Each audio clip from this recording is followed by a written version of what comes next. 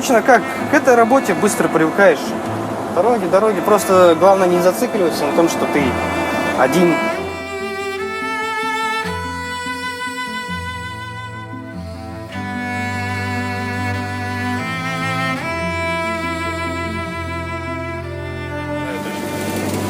Только за рулем, конечно, не всегда приятно ездить, точно.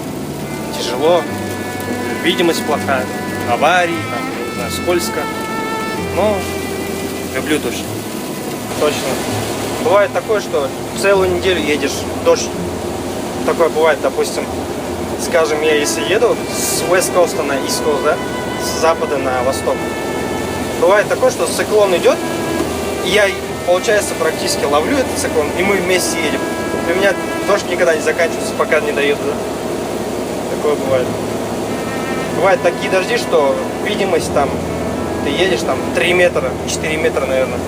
Просто вот такая стена дождя, как будто из ведра просто бьют, и все. Вот. Но красота. Я люблю дождь. Обожаю. Тракта жұмыс өте қызық негізі. Былай неше түрлі штаттарды көресің, Американың басқа қалаларын көресің, басқа адамдарды көресің.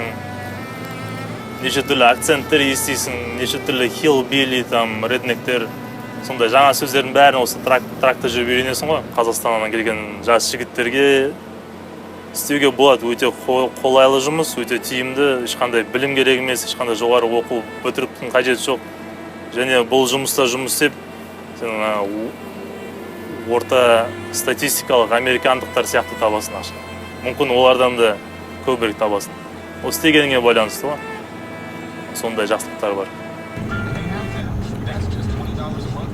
Бар West Side, Little Village, жақтарда мысалы криминал көп.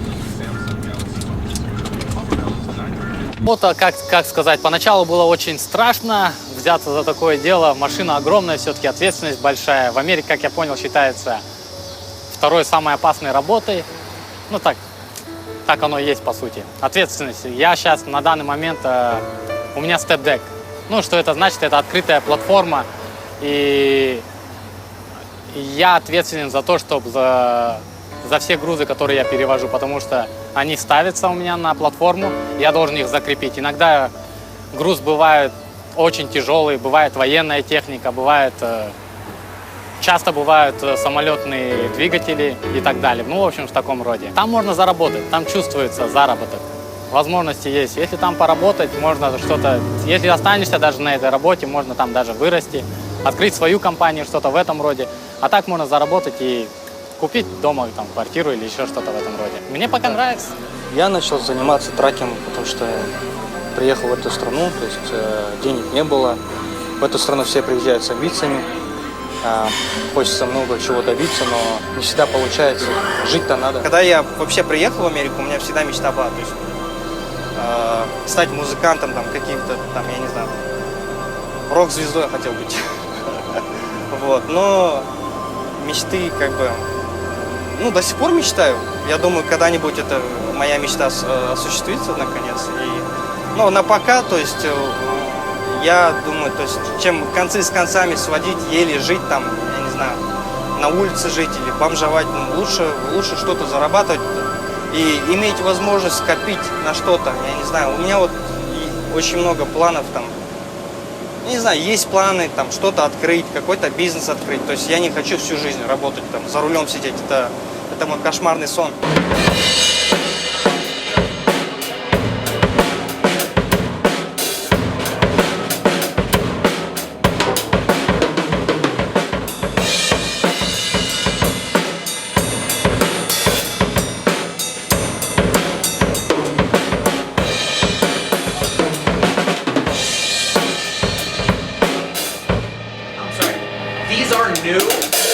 Ну, сейчас мое положение, я честно не жалуюсь.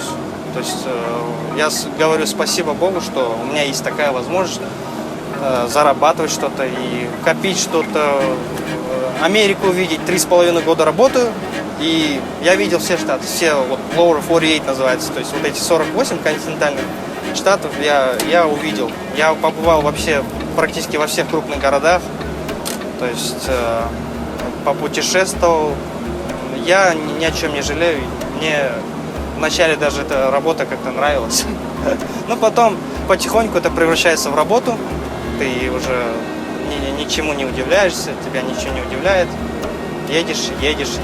Дороги. Самсапатты $2 да алып кетсең, плов жолда жейсің. Чем ана хот-дог, бургер, пицца жегенше. Я в ресторанах? Ақшаң көп қой сен. Оңдырмын ғой мен. Бір рет бір оқиға болған. Короче, жаңадан бастап жатқан бір трак драйвер ғой, жаңа дальнобойщик. Енді ғана права алған. И компанияға кіреді жұмысқа. Компания береді. И жұмысқа кіреді, нормально. Короче, үйренді. Болды, сен жүре бер дейді да, компания. Бір кезде диспетчер оған кел офиске шақырады да, офистен береді да, оған не береді, қағаз береді. Мына bill of lading, жаңа накладной. Осыны алда Канадаға бар. Езжай в Канаду деген ғой, орысша. Канадаға бар, мынаны неге шиперге, ресиверге жаңа жүкті қабылдайтын адамға бер деген ғой. Ол деген. Сөйтсе жарайды дейді да, кетіп қалды. Бір кезде жоқ.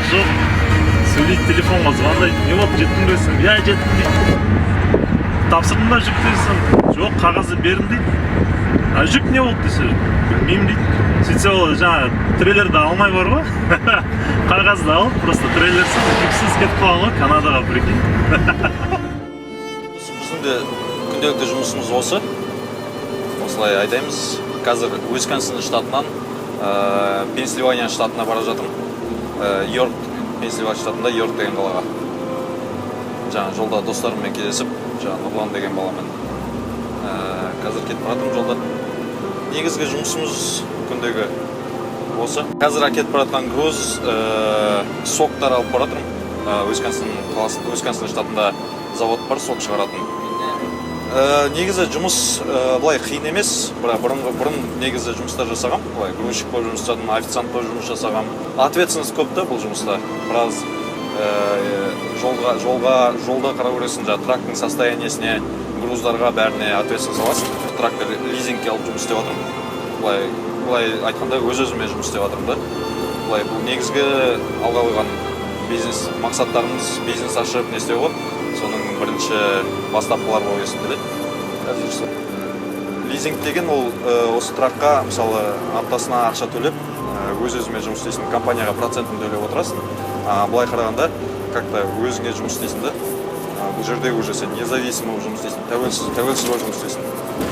И ақшасы да, чем басқа компанияға жұмыс істегеннен, ақшасы да кішкене жақсырақ лизинг істеген. Ал егер сен өзің жеке бизнесің болса, әрине ақшасы одан да көбірек. Құдай қаласа бір үлкен бизнестер ашып, көтеріліп, Қазақстанға барып үлкен бір бизнеспен айналыссам ба деген ойларым бар.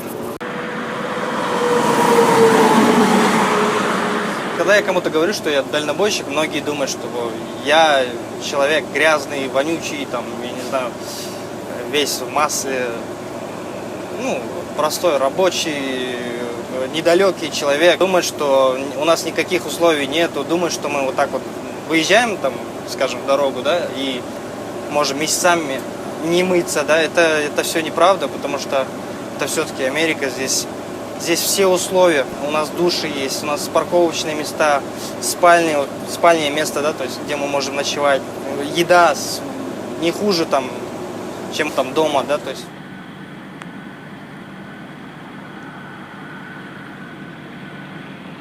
Каждый раз выходишь и видишь удивительных людей, разных людей, можно поговорить, пообщаться. То есть эти все люди, которые здесь за столом сидят, они все водители грузовиков, приходят, общаются, делятся опытом, рассказывают какие-то новые правила, там, новые законы. I've been driving for 15 years. I'm a new guy. I like driving down the road. I don't like waiting. I don't like grocery. No, I hate grocery warehouses. They take forever. To get unloaded. Huh? To get unloaded. Yeah. Well, to get loaded or unloaded, they just, and then they order stuff and they charge you to unload it. I don't get that. But I mean, it's what you make it. I mean, it can be okay, or it can be a pain in the ass. It just depends. Like, my week started out in the toilet. I didn't get loaded until, well, they got it loaded at 3 o'clock. And I'm supposed to be in Roseville, Michigan at 8 o'clock in the morning. Well, guess what? That's not happening. I'm making great money. I get home every weekend and I'm making good money.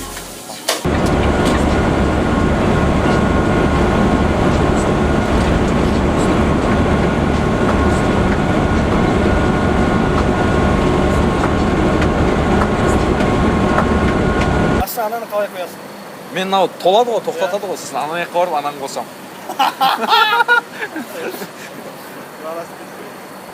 Білген жоқ, отвечаю. Мен ойлап жүрмін да, короче, мынаны қоям, ана жақ мынау толады ғой, мынаны өшірем, ана жаққа барам. Бір рет мынандай болады ғой, мынаны өшірем де іліп қоям, ана қосам, істемейді. Оказывается, анау тоқтатады. Бір итасың, ана толады, ана бірінші бітіресің. Қазір толғанда мына? Иә. Ана бірінші барып толтырып алсаң, до конца құйып алды, жопсайсың, сосын мында келді. Сондай очередь поочередно, сондай олеу. Жалп шешкіп кетті. Ана жақ қазір щелкнул должен, ана жағын толтырып, ана щелкнул должен. Щелкнул должен? Ана жағын толтырып. Бара бер, ана.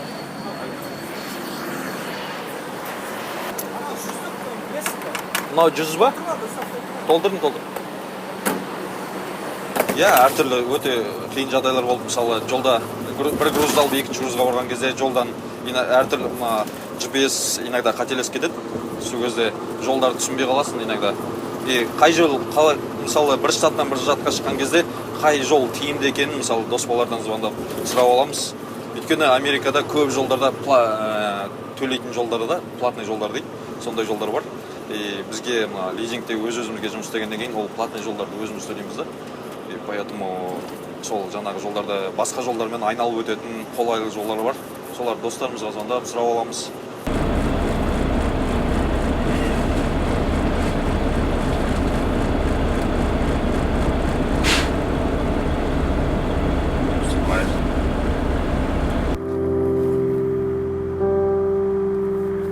Я не скажу, что эта работа физически сложная, она физически, в принципе, не сложная, просто морально больше устаешь из-за того, что ты в дороге, то есть иногда кажется, что мимо жизнь проходит, мимо тебя, и ты ничего там кроме дорог не видишь. Но опять же, я к этому отношусь как к работе.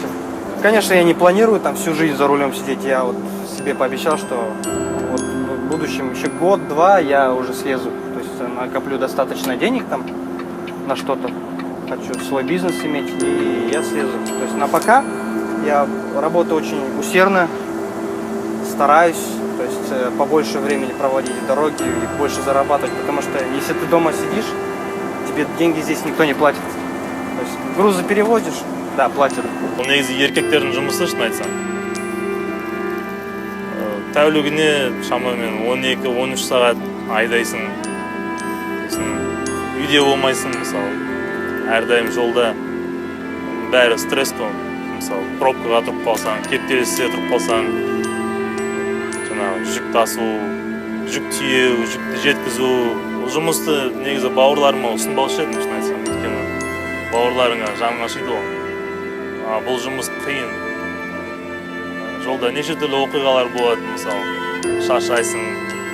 Қыстың күні әсіресе жол тайғақ кезде қаншама трактор аулар көрдік қой талай. Қаншама жаңағы жол оқиғалары болып, адам қаза тауып.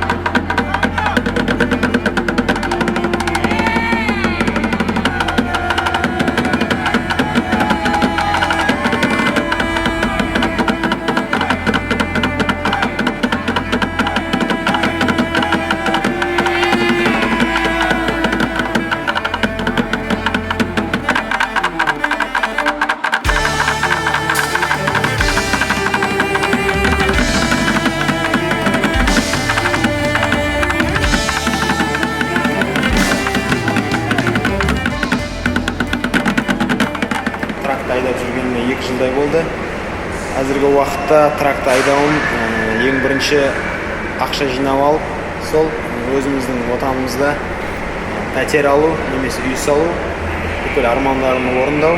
Ең қиыны сол айдаған кезде тракты ұйықтап кету жағы, ұйқы жағынан сәл қиналасың, бірақ оның бәрі өтіп кетеді. Мен 2 жыл жасадым университет кезінде. 2 жылдың ішінде $4000 таптым. Ал мұнда мен оны 1,5-2 айдағы таба аламын. Айырмашылығын сезіп тұрған шығарсыңдар.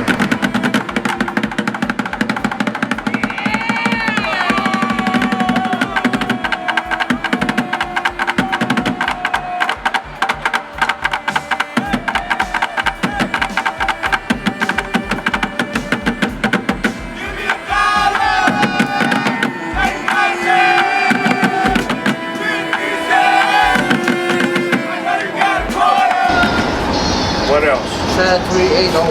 5380. I'm gonna call you tonight when I come back out. I'm washing right now. All right, okay.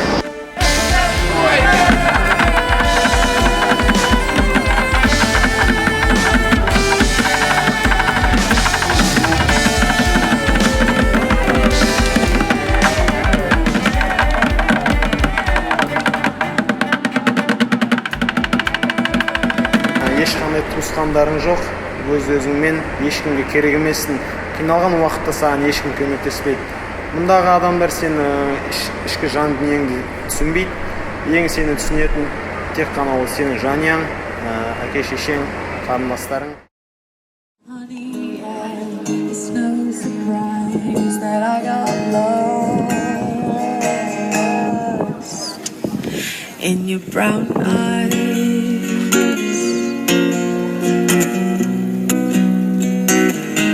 Your brown eyes.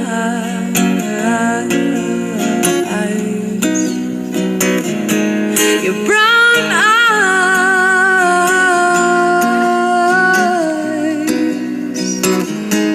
Your brown eyes.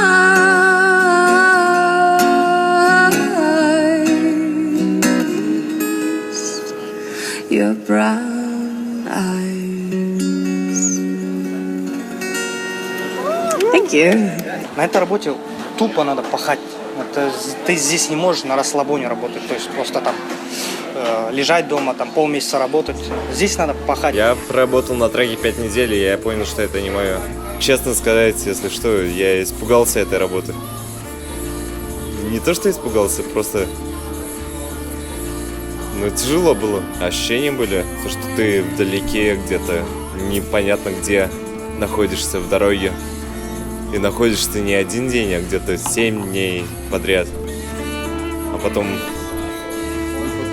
едешь, и ты не знаешь, что будет дальше вообще. Я мог быть вдалеке от семьи.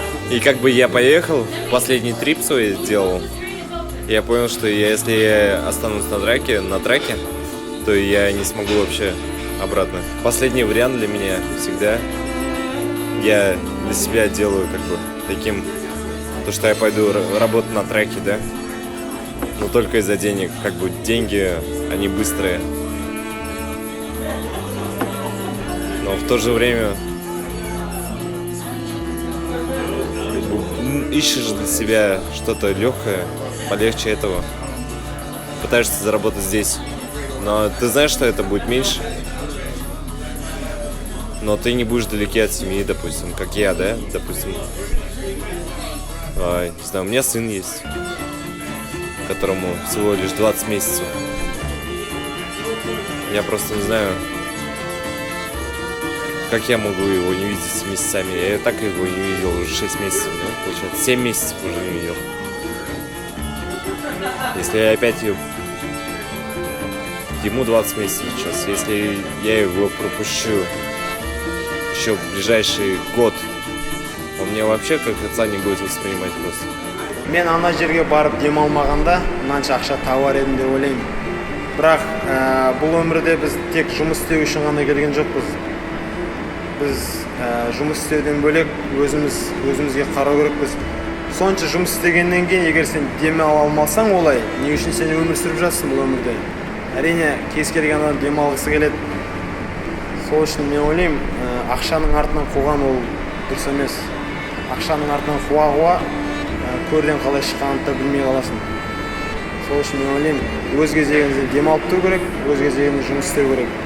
Басында ақша деп жүрдік, бірақ қазіргі кезде мен ойымды жаймен ауыстырып жатырмын. На данный момент я собираюсь вот поработать годик, может быть 2, посмотреть, как получится собрать деньги, дальше пойти на учебу. Закончить здесь, а потом дальше, не знаю, уже возраст такой, что и жениться скоро пора.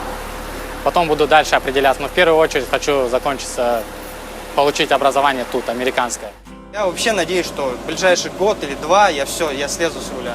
То есть больше никогда не буду кататься. А так, на какое-то время это, я бы сказал, очередная такая маленькая ступень в моей жизни. Қосылсақ та сүйген жандарға талпынамыз басқа арманға. Күтте біз алмай үміт артып тағдырға. Мүмкін қоштасармыз махаббат жолында, мүмкін кездесерміз махаббат жолында. Өзге үмітпей ұмытпаған сағынышпен. Тағдыр бізді айырады қара бір күн. Қосылмаймыз мәңгілік мүмкін. Қалай сенсіз жалғыз жүрдім.